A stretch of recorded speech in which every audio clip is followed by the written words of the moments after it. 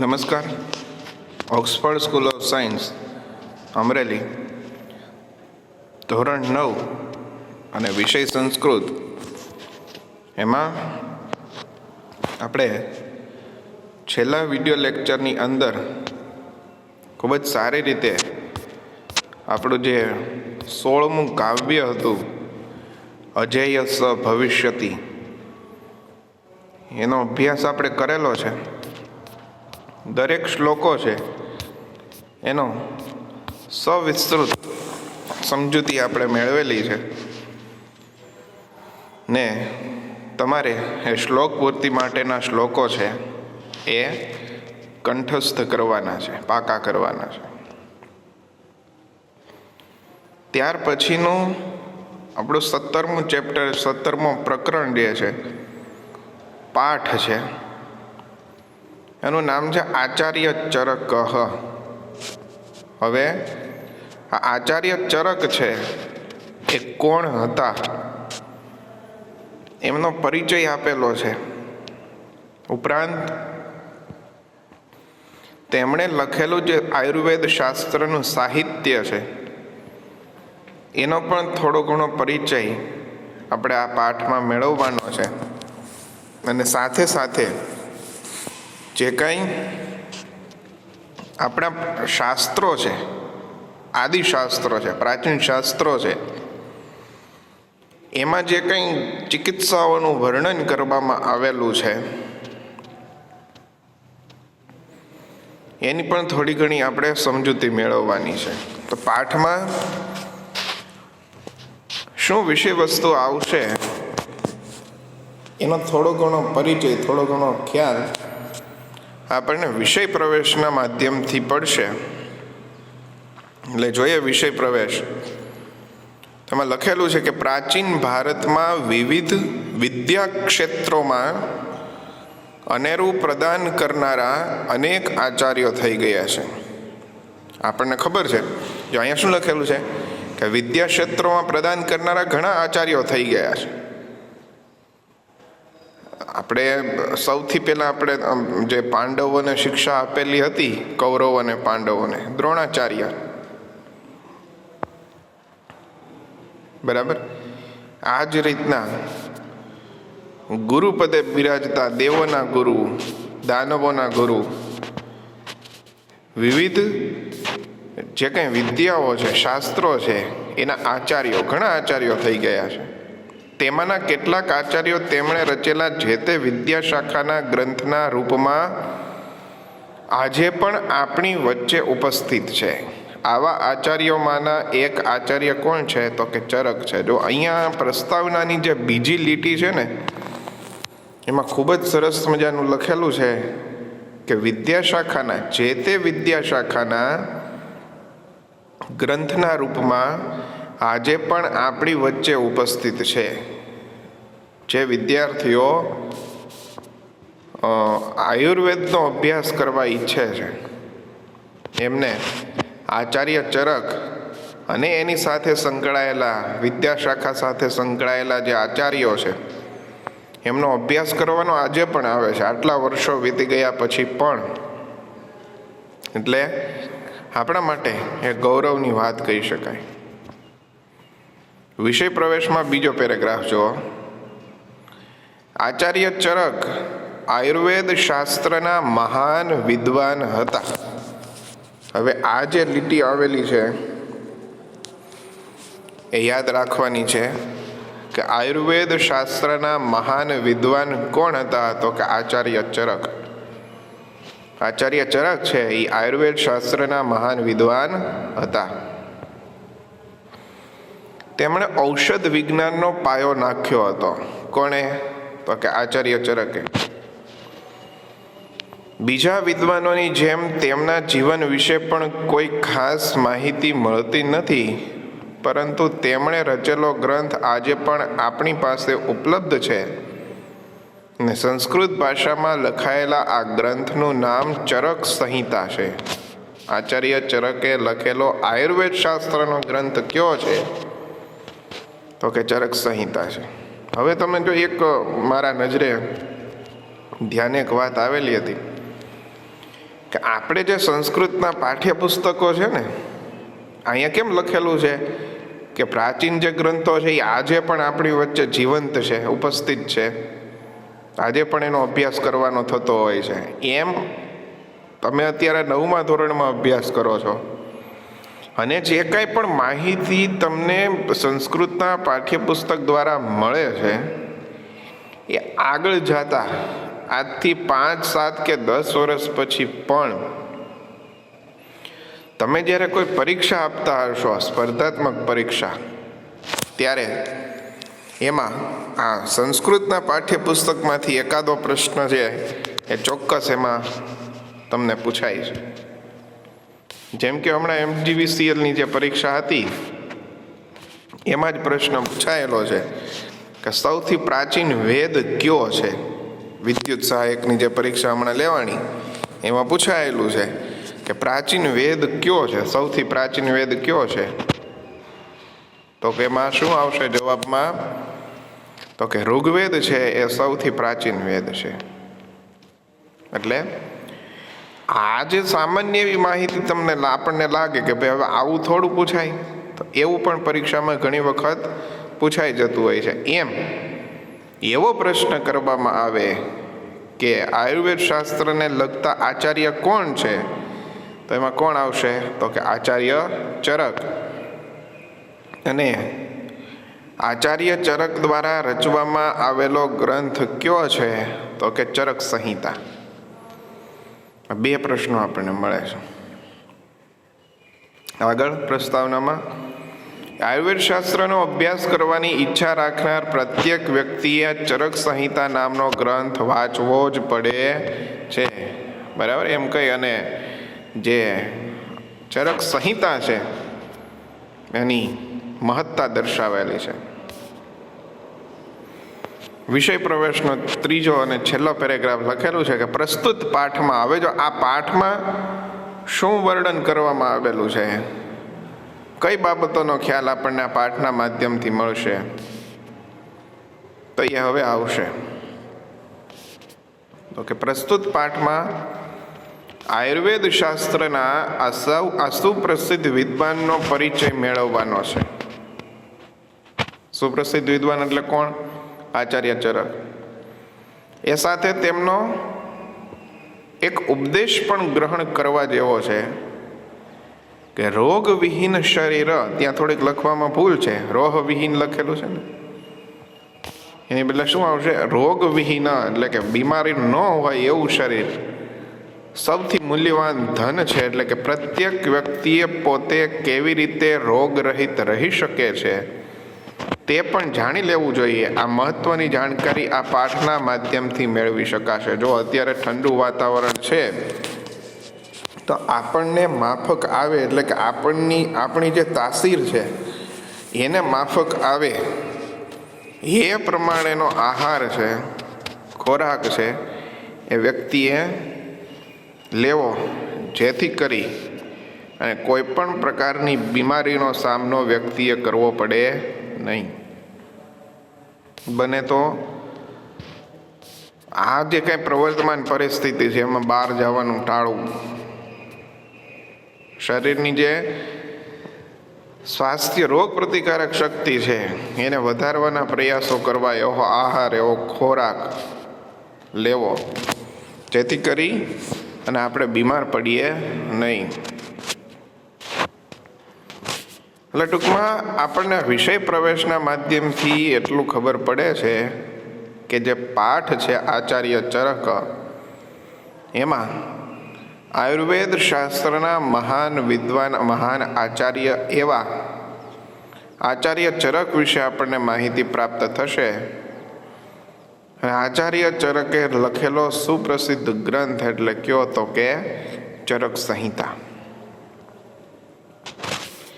હવે પાઠનું કથા વસ્તુ જોઈએ. અહીંયા તમે જો જે પ્રમાણે ચિત્રમાં આપેલું છે એ પ્રમાણે વિવિધ જડીબુટીઓ છે, વિવિધ ઔષધો છે, અને એને યોગ્ય રીતે તૈયાર કરીને બનાવવામાં આવેલી દવા, ઔષધ છે, ઓસડ છે.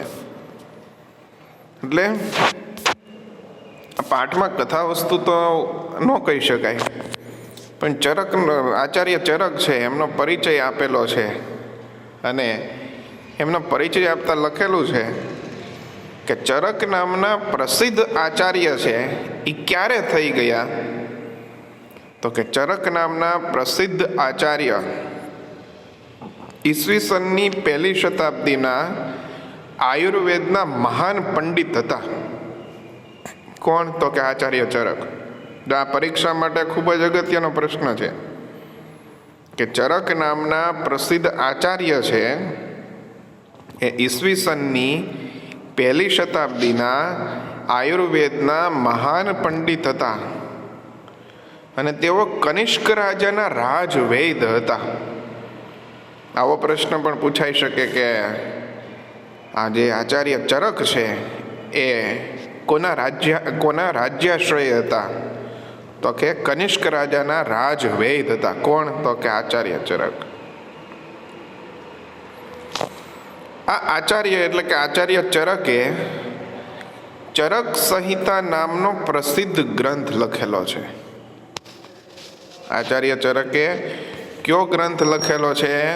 તો કે ચરક સંહિતા નામનો પ્રસિદ્ધ ગ્રંથ લખેલો છે. જો બાળકો, આ જે પહેલી 3 લીટી મેં તમને કીધી, એ 3 લીટી જે છે એ પરીક્ષા માટે થઈને ખૂબ જ અગત્યની છે. કેમ કે કેવી સરસ મજાની માહિતી આપેલી છે કે સૌથી પહેલાં તો આ આચાર્ય ચરક ક્યારે થઈ ગયા? તો કે ઈસવીસનની 1લી શતાબ્દીના એ થઈ ગયા, એટલે કે ઈસવીસનની 1લી શતાબ્દીના આયુર્વેદના મહાન પંડિત હતા. કોણ? તો કે આચાર્ય ચરક. પછી આચાર્ય ચરક છે કોના રાજવૈદ હતા? તો કે કનિષ્ક રાજાના રાજવૈદ હતા. આચાર્ય ચરકે કયો ગ્રંથ રચેલો છે? તો કે આચાર્ય ચરકે ચરક સંહિતા નામનો ખૂબ જ પ્રસિદ્ધ એવો ગ્રંથ રચેલો છે. ત્યારબાદ આયુર્વેદના પ્રાચીન અને વિશ્વવિખ્યાત ગ્રંથોમાં આ ચરક સંહિતા નામના ગ્રંથની ગણના થાય છે. ખૂબ જ પ્રસિદ્ધિ પામેલો એવો ગ્રંથ છે. કયો? તો કે ચરક સંહિતા. અને કોના દ્વારા રચવામાં આવેલો છે? તો કે આચાર્ય ચરક દ્વારા. ત્યારબાદ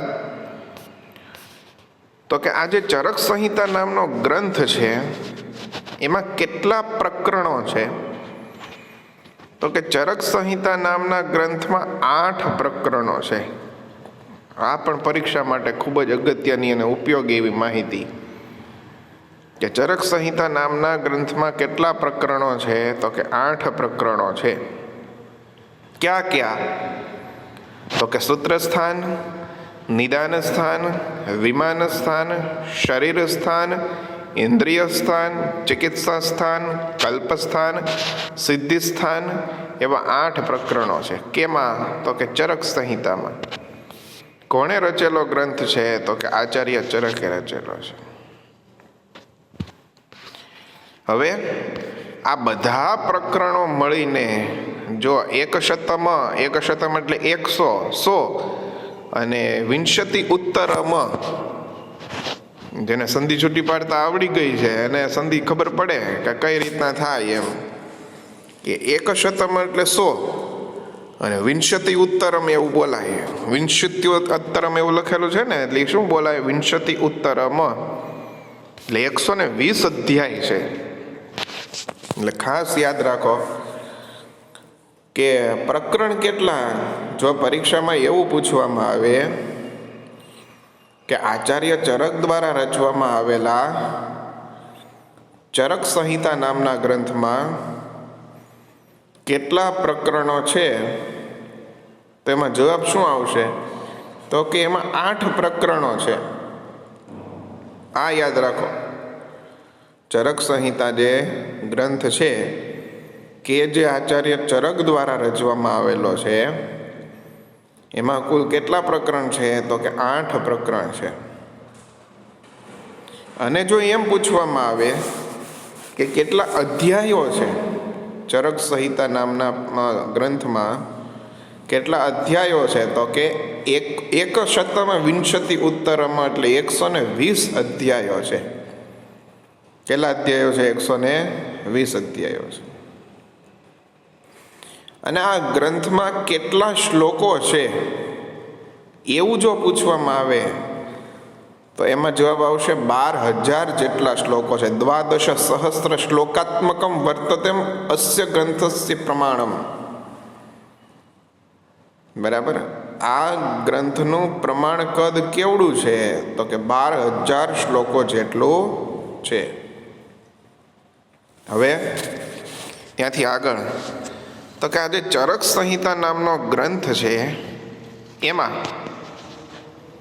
2000 ઔષધ યોગોનું વિસ્તૃત રીતે વર્ણન છે, વિસ્તૃત વ્યાખ્યાન છે. બધી જ માહિતી આમ તો ખરેખર કામ ઈ કરતું જોવાય કે વિડીયો લેક્ચર શરૂ થયો ને એટલે નોટબુક અને પેન પાસે હોય ને એટલે જે માહિતી હું તમને કહું કે અગત્યની છે એ છે થોડુંક વિડીયો પોઝ કરીને એ લખી લ્યો એટલે ખબર પડે કે આટલું પાઠમાંથી આપણને યાદ રહી જાય એટલે લગભગ પ્રશ્નોના જવાબ આપણને આવડવા માંડે. એટલે આ પણ અગત્યનું છે. શું તો કે ઔષધ યોગોની માહિતી આપતા એટલે કે ઔષધિઓની માહિતી આપતા કેટલા શ્લોકો એમાં તો કે સહસ્ત્રદ્વયમ એટલે કે 2000 શ્લોકો એમાં આપેલા છે. એમાં એટલે કેમાં તો કે ચરક સંહિતા નામના ગ્રંથમાં. બરાબર. તો હવે જે આ 2000 શ્લોકો છે એમાં કયા કયા વિષય વસ્તુને આવરી લેતા અથવા તો કયા કયા રોગોને દૂર કરવાના અથવા તો કયા કયા રોગોનો નાશ કરવાની ઔષધિઓનો ઉલ્લેખ આ 2000 ઔષધ યોગોના શ્લોકોમાં પ્રાપ્ત થાય છે. તો લખેલું છે કે આ વ્યાખ્યાનમાં એટલે કે આ 2000 જેટલા ઔષધ યોગોનું વિસ્તૃત વ્યાખ્યાન છે એમાં જ્વર એટલે તાવ થાય, રક્તપિત્ત, ઉન્માદ એટલે ગાંડપણ, ઘણા ઊંધા આટા ફરતા હોય ને ગાંડપણ એમ, કેમ કે આ લોકડાઉનમાં નવરા પેડા બીજું શું કરે. બરાબર. જે અભ્યાસ હારે જોડાયેલા હોય એની પાસે તો કામ હોય, હોમવર્ક કરવાનું કામ હોય, વિડીયો લેક્ચર જોવાનું કામ હોય, પછી કીધું હોય કે શ્લોક પૂર્તિ પાકી કરવી તો ઈ કામ હોય. બરાબર. એટલે એમાંથી સમય નો આપણે નવરા થઈએ અભ્યાસની હારે જોડાયેલા હોય તો. પણ હવે અભ્યાસની હારે ન જોડાયેલા હોય એટલે આ ગાંડ પણ ચડે અને ઘરના ને બીજાને હેરાન કરે એ ન ખાય. ખ્યાલ આવ્યો? એટલે એ ઉન્માદ એટલે ગાંડપણ, અતિસાર, મરડો, પ્રમેહ એટલે ડાયાબિટીસ, પછી ઉદર એટલે પેટ, શિર એટલે મસ્તક અને હૃદય આદિ નામ હૃદય વગેરેના રોગોને દૂર કરવાના અને એને નાશ કરવાના ની રીતોનો ઉલ્લેખ, આ ઔષધિઓનો ઉલ્લેખ એ આ 2000 ઔષધ યોગોનું જે વ્યાખ્યાન છે એમાંથી પ્રાપ્ત થાય છે.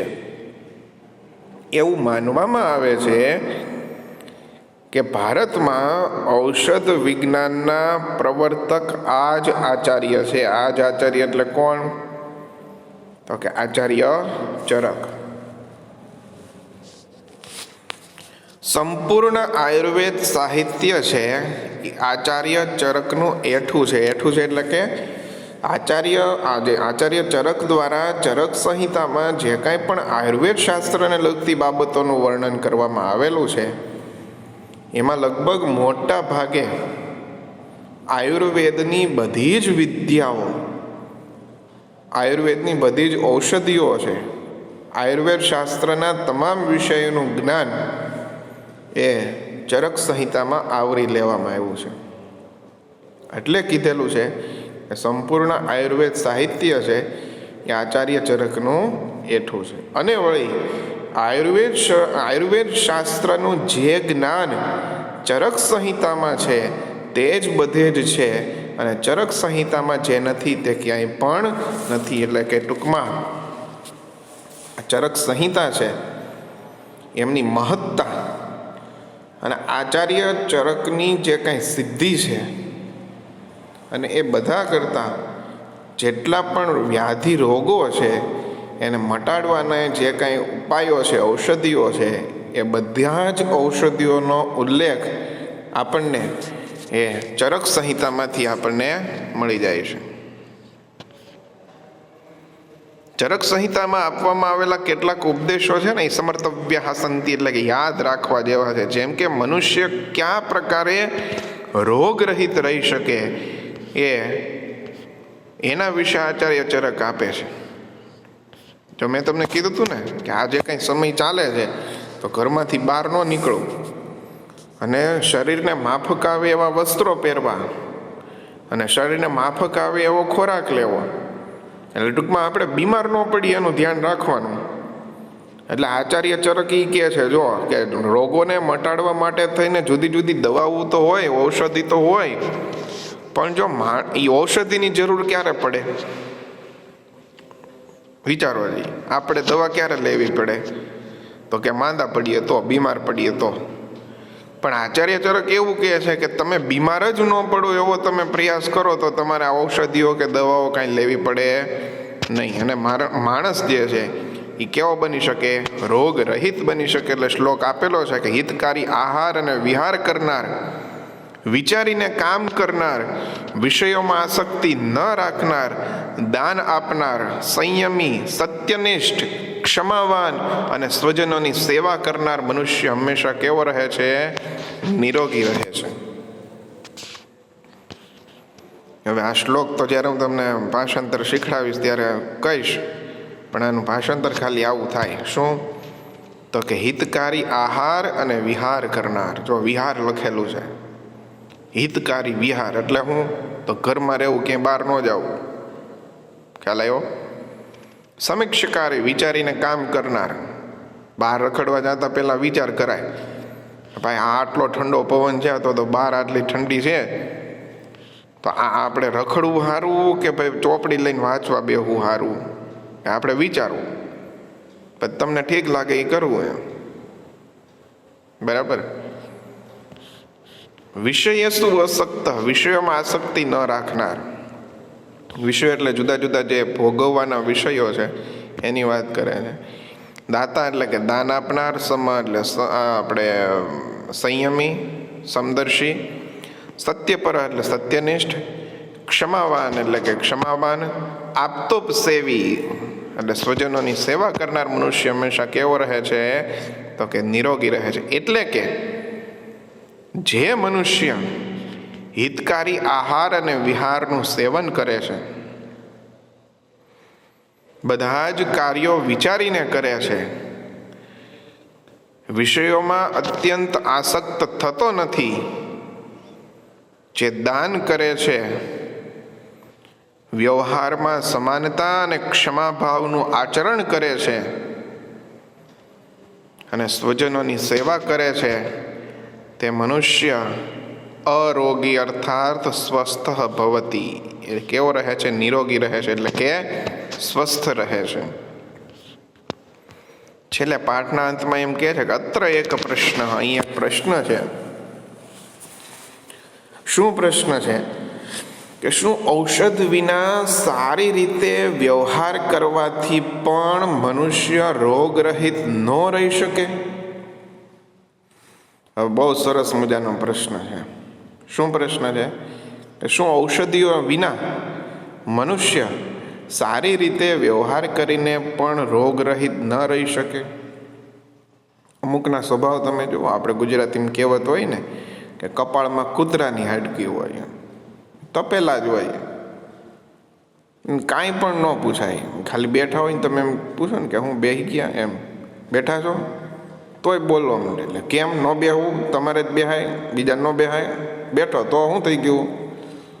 એટલે આવો જે ઉચાટ ભરેલો જીવ હોય એને માનસિક રીતે અસ્વસ્થ હોય.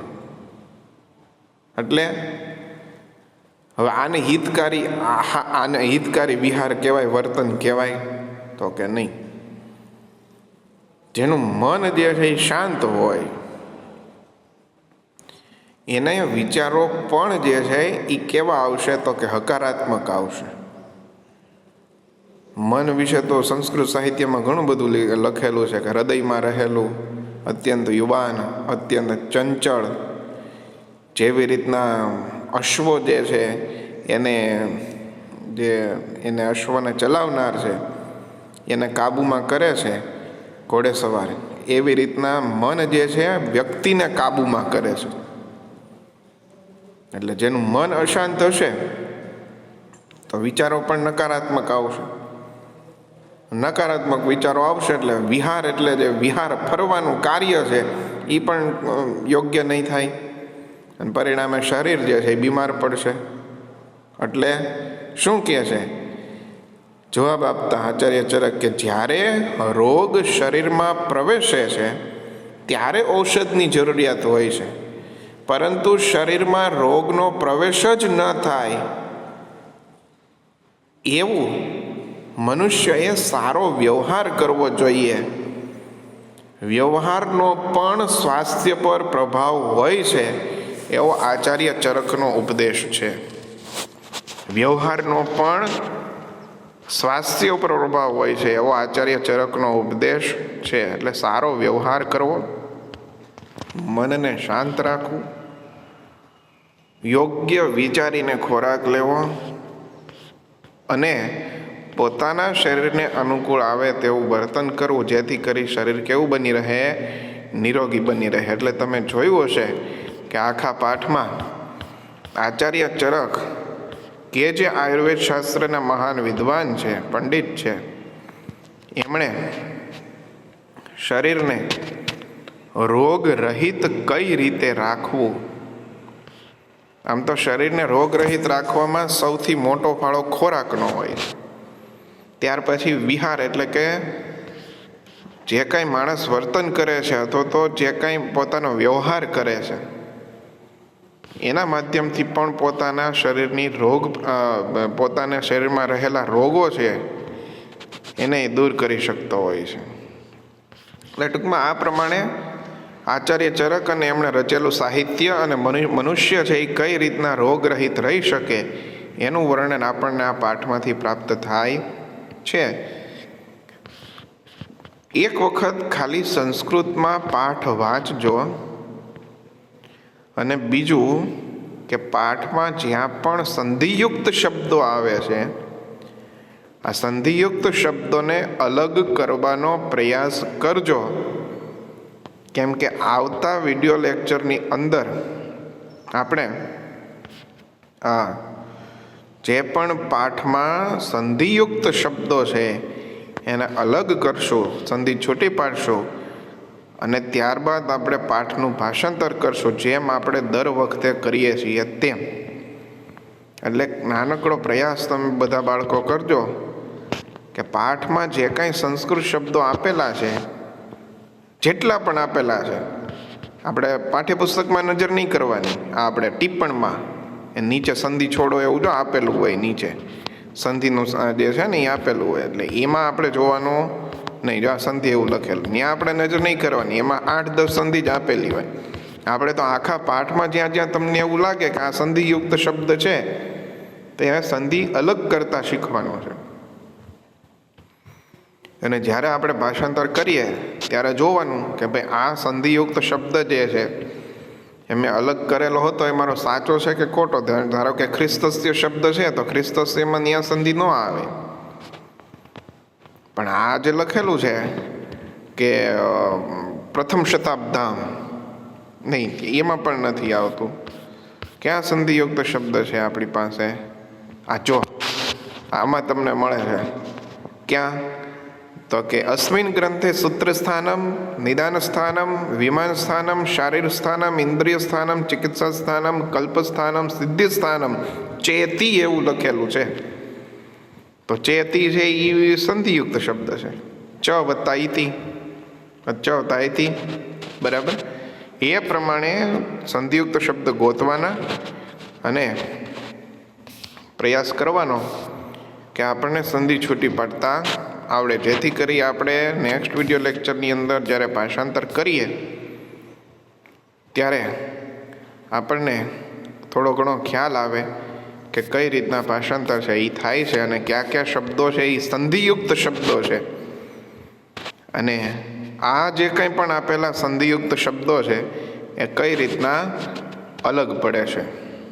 એક વખત આ પ્રમાણેનો પ્રયાસ છે એ તમારે કરવાનો છે, જેથી કરીને આપણે અભ્યાસ સાથે જોડાયેલા રહેશું. અને જો અભ્યાસ સાથે નહીં જોડાયેલા રહીએ તો આપણે શબ્દ આવ્યો હતો ને ગાંડપણ, એવું બની શકે. એટલે આપણે અભ્યાસ સાથે જોડાયેલા રહેવાનો છે.